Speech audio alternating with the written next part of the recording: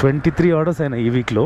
ఇంకొక 2 ఆర్డర్స్ చేసుకుంటే 150 మనకు ఇన్సెంటివ్ అయితే వస్తుంది. అది కూడా యాడ్ అయితే బాగుంటుంది.